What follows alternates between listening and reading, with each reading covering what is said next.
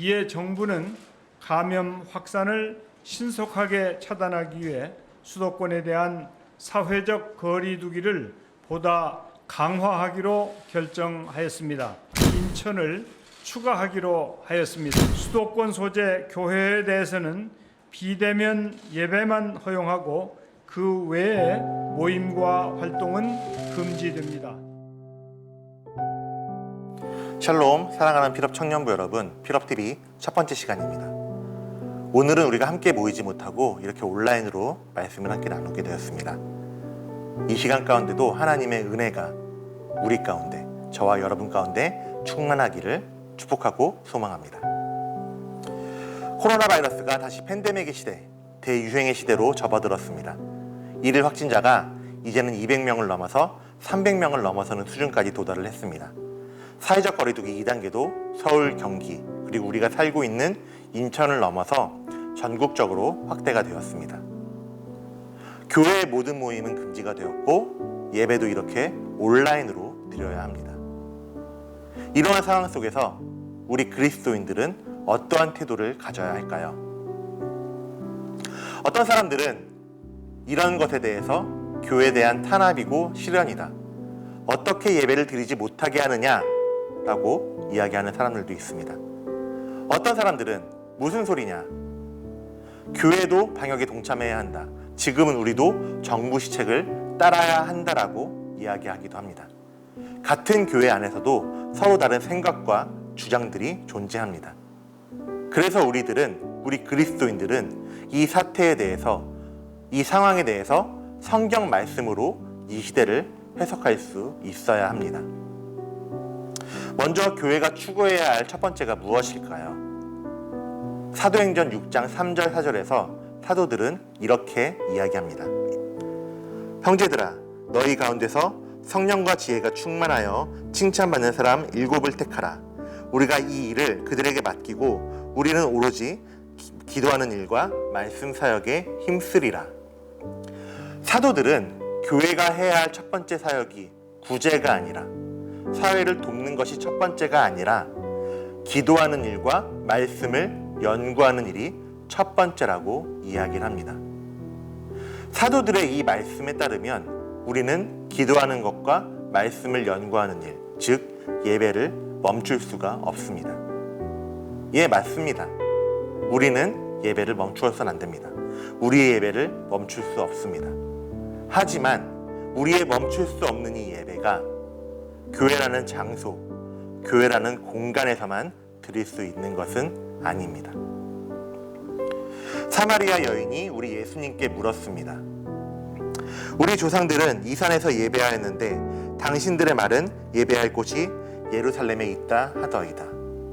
사마리아 여인은 예수님께 예배의 장소, 어디서 예배를 드리는 것이 옳습니까? 이 산입니까? 예루살렘입니까? 이렇게 질문을 합니다. 그때 우리 예수님께서는 이렇게 답변하시죠. 여자여, 내 말을 믿으라. 이 산에서도 말고 예루살렘에서도 말고 너희가 아버지께 예배할 때가 이르리라.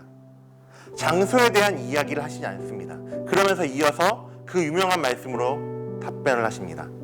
아버지께 참되게 예배하는 자들은 영과 진리로 예배할 때가 오나니 곧 이때라. 아버지께서는 자기에게 이렇게 예배하는 자들을 찾으시느니라.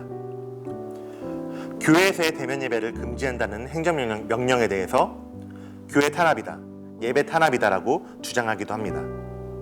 교회라는 장소, 예배의 장소에 포커스가 맞춰져 있다면 그렇게 보일 수 있습니다. 하지만 우리 예수님께서는 말씀하십니다.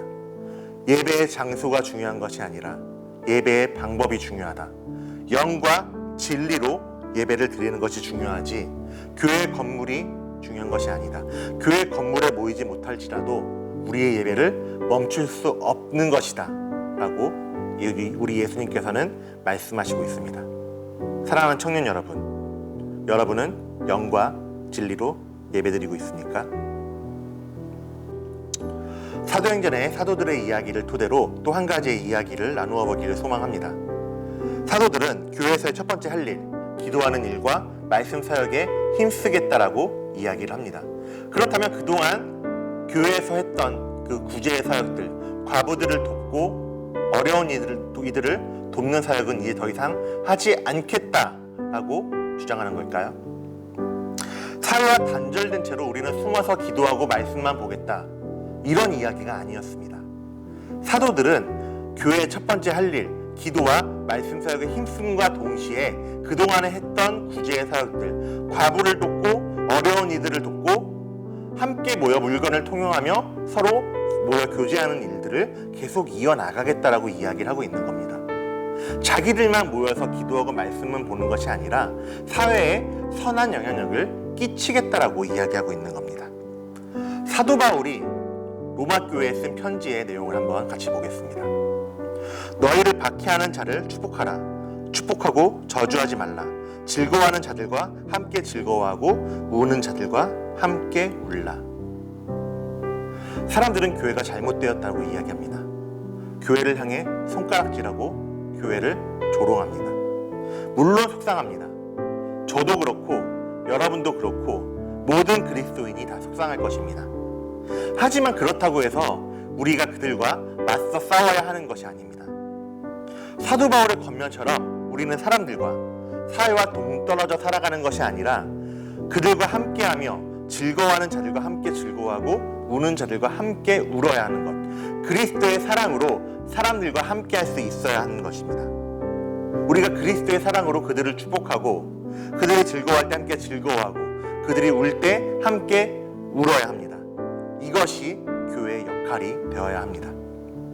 사랑하는 청년 여러분, 또 이 영상을 함께 보는 많은 그리스도인 여러분, 이럴 때일수록 기도와 말씀을 연구하는 일에 더욱 힘쓰는 그리스도인들이 됩시다. 그리고 그와 동시에 세상과 동떨어진 그리스도인이 아니라 세상에 흡수되는 그리스도인이 아니라 세상을 주도해 나가는 그리스도인, 세상에 하나님의 사랑, 그리스도의 사랑을 보여주는 그리스도인으로 살아갑시다. 세상에 빛을 비추며 살아가는, 세상에 그리스도의 빛을 비추며 살아가는 청년들이 되기를 소망합니다. 이 시간 말씀을 기억하며 함께 조용히 기도하겠습니다.